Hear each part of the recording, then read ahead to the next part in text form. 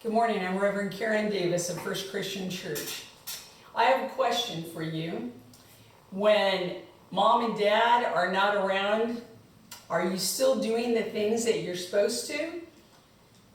That is a good question. Same thing now that you have been doing your schoolwork at home.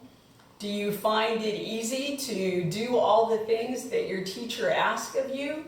Or is it a little more challenging without the teacher there to be alongside of you, to guide you and instruct you and to check on you? Our scripture lesson today from the book of Acts, Jesus is getting ready to leave his disciples alone. So it's their responsibility when he's not there to do the things that he's asked them to do. Maybe at your house you have a chore chart that you keep track of whether you make your bed, pick up your clothes, your toys. Maybe you have your schoolwork that you have to check off and send in to your teacher. So there's still ways that you have to show that you've done the things that were asked of you. But what usually makes your parents extra happy is when you do what you're supposed to do without anybody asking you to. That's when you put a smile on their face when they come in and see, wow, you picked up all your toys and clothes. Oh, you made your bed. Great job. Oh, you did your schoolwork. That puts a smile on their face to know that they didn't have to nag you and bug you, that you did it all on your own without being told to. It's the same way that God feels when we do the things that God has asked us to do, when we behave the way that Jesus has shown us to, by being kind and considerate and generous and patient, by celebrating the good things in our life and being joyous. When we do those things without being reminded to or told to do that, then it puts a smile on God's face, that God can celebrate what we're doing.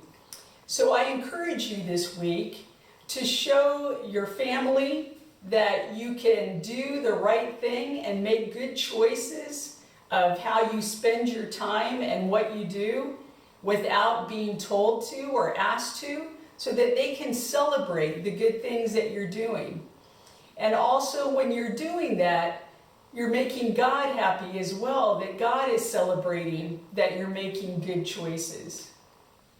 And this weekend we are marking Memorial Day and commemorating that day.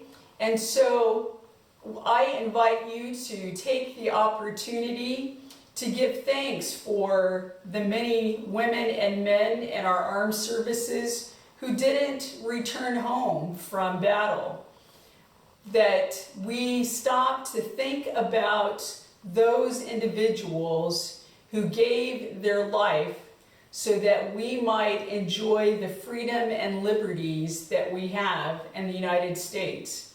So I invite you this weekend maybe to put a flag in your yard or to make a sign that you put in your window that remembers the men and women who gave their all so that we can have all that we do in our country.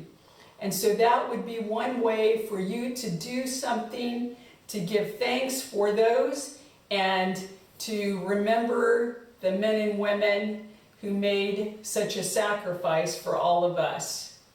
So remember this week to do those things that put a smile on everyone's face, and to also take that time to remember the men and women in our armed services who gave their life. May God continue to guide you and bless you. Amen.